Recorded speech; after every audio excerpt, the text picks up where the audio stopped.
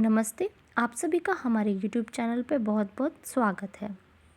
इससे पहले वाली वीडियो में मैंने आपको बताया कि माँ अन्नपूर्णा का व्रत 2023 में कब से प्रारंभ हो रहा है तथा कब तक है। आज मैं आपको बताऊंगी कि माँ अन्नपूर्णा माता के महाव्रत की कथा क्या है। एक समय की बात है, काशी निवासी धनंजय की पत्नी का नाम सुलक्षणा था। उसे अन्य सब सुख प्राप्त थे, केवल निर्धनता ही उसके दुख का एकमात्र कारण थी। यह दुख उसे हर समय सताता रहता था।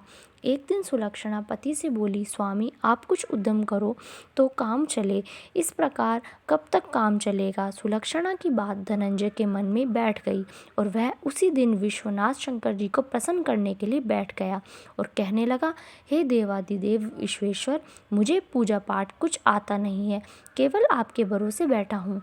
इतनी विनती करके वह 2-3 दिन भूखा प्यासा बैठा रहा। यह देखकर भगवान शंकर ने उसके कान में अन्नपूर्णा अन्नपूर्णा अन्नपूर्णा इस प्रकार 3 बार कहा। यह कौन क्या कह गया। इसी सोच में धनंजय पड़ गया कि मंदिर से आते ब्राह्मणों को देखकर पूछने लगा, पंडित जी अन्नपूर्णा कौन है। ब्राह्मणों ने कहा, तू अन्न छोड़ बैठा है सो तुझे अन्न की ही बात सूझती है, जा घर जाकर अन्न ग्रहण कर। धनंजय घर गया, स्त्री से सारी बातें कही। वह बोली, नाथ चिंता मत करो, स्वयं शंकर जी ने यह मंत्र दिया है, वे स्वयं ही खुलासा करेंगे, आप फिर जाकर उनकी आराधना करो। धनंजय फिर जैसा का तैसा पूजा में बैठ गया। रात्रि में शंकर जी ने आज्ञा दी और कहा, तू पूर्व दिशा में चला जा। वह अन्नपूर्णा का नाम जपता जाता और रास्ते में फल खाता, झरनों का पानी पीता जाता। इस प्रकार कितने ही दिनों तक चलता गया। वहाँ उसे चांदी सी चमकती वन की शोभा देखने में आई, सुंदर सरोवर देखने में, या उसके किनारे कितनी ही अप्सराएं झुंड बनाए बैठी थी। एक कथा सुनती और सब मिलकर माँ अन्नपूर्णा इस प्रकार बार बार कहती थी। यह अगहन मास की उजेली रात्रि थी और आज से ही व्रत का आरंभ था। जिस शब्द की खोज करने वह निकला था वह उसे वहाँ सुनने को मिला। धनंजय ने उनके पास जाकर पूछा, हे देवियों आप ये क्या करती हो। उन सब ने कहा, हम सब माँ अन्नपूर्णा का व्रत करती हैं। धनंजय ने पूछा, व्रत पूजा करने से क्या होता है, कि यह किसी ने किया भी है, इसे कब किया जाए, कैसा व्रत है में और कैसी विधि है, मुझसे भी विस्तार से बतलाइए। वे कहने लगी, इस व्रत को सब कोई कर सकते हैं। 21 दिन तक के लिए 21 गांठ का सूत लेना चाहिए। 21 दिन यदि ना बने तो एक दिन उपवास करें। यह भी ना बने तो केवल कथा सुनकर प्रसाद लें। निराहार रहकर कथा कहें। कथा सुनने वाला कोई न मिले तो पीपल के पत्तों को रख सुपारी या घृत कुमारी कुमार पाठा वृक्ष को सामने कर, दीपक को साक्षी कर, सूर्य, गाय, तुलसी या महादेव को बिना कथा सुनाए मुख में दाना न डाले। यदि भूल से कुछ पड़ जाए तो एक दिवस फिर उपवास करें।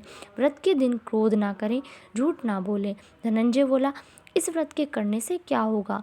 वे कहने लगी, इसके करने से अंधों को नेत्र मिले, लूलों को हाथ मिले, निर्धन के घर धन आए, बांझी को संतान मिले, मूर्ख को विद्या आए। जो जिस कामना से व्रत करे माँ उसकी इच्छा पूरी करती है। वह कहने लगा, बहनों मेरे पास भी धन नहीं है, विद्या नहीं है, कुछ भी तो नहीं है, मैं तो दुखिया ब्राह्मण हूँ, मुझे इस व्रत का सूत दोगी।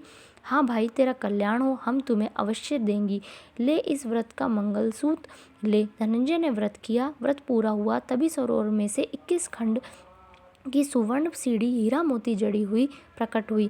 धनंजय जय अन्नपूर्णा अन्नपूर्णा कहता जाता था। इस प्रकार कितनी ही सीढ़ियाँ उतर गया तो क्या देखता है कि करोड़ों सूर्य से प्रकाशमान अन्नपूर्णा का मंदिर है। उसके सामने सुवर्ण सिंहासन पर माता अन्नपूर्णा विराजमान है। सामने भिक्षा हेतु शंकर भगवान खड़े हैं। देवांगनाएं चंवर डुलाती हैं, कितनी ही हथियार बांधे पहराव देती हैं। धनंजय दौड़कर जगदम्बा के चरणों में गिर गया। देवी उसके मन का कलेश जान गई। धनंजय कहने लगा, माता आप तो अंतर्यामी हो, आपको अपनी दशा क्या बताऊं। माता बोली, मेरा व्रत किया है, जब संसार तेरा सत्कार करेगा। माता ने धनंजय की जिह्वा पर बीज मंत्र लिख दिया।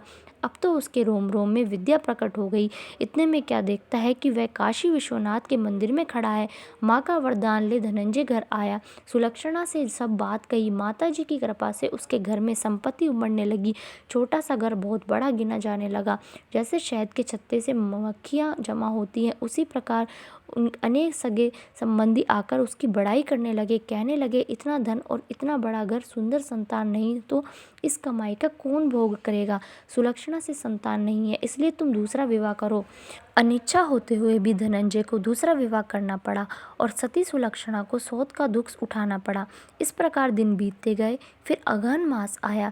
नए बंधन से बंधे पति से सुलक्षणा ने कहलाया कि हम व्रत के प्रभाव से सुखी हुए हैं, इस कारण यह व्रत छोड़ना नहीं चाहिए। यह माता जी का प्रताप है जो हम इतने संपन्न और सुखी हैं। सुलक्षणा की बात सुन धनंजय उसके यहाँ आया और व्रत में बैठ गया। नई बहू को इस व्रत की खबर नहीं थी। वह धनंजय के आने की राह देख रही थी। दिन बीतते गए और व्रत पूर्ण होने में 3 दिवस बाकी थे कि नई बहू को खबर पड़ी। उसके मन में ईर्ष्या की ज्वाला दहकने लगी। सुलक्षणा के घर आ पहुंची और उसने वहां भगदड़ मचा दी। वह धनंजय को अपने साथ ले गई।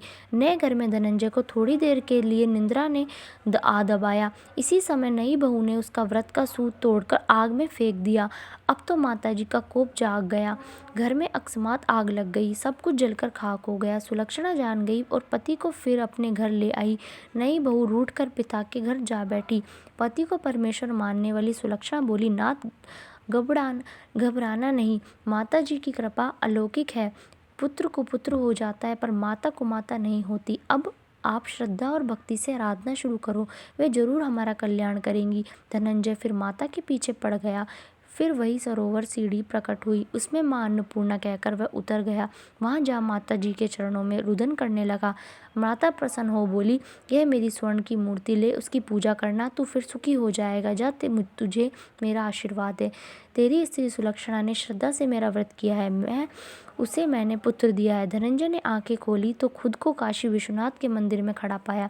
वहां से फिर उसी प्रकार घर को आया। इधर सुलक्षणा के दिन चढ़े और महीने पूरे होते ही पुत्र का जन्म हुआ। गांव में आश्चर्य की लहर दौड़ गई। इसी प्रकार उसी गांव के निसंतान सेठ के पुत्र होने पर उसने माता अन्नपूर्णा का मंदिर बनवा दिया। उसमें माता जी धूमधाम से पधारी, यज्ञ किया और धनंजय को मंदिर के आचार्य का पद दे दिया।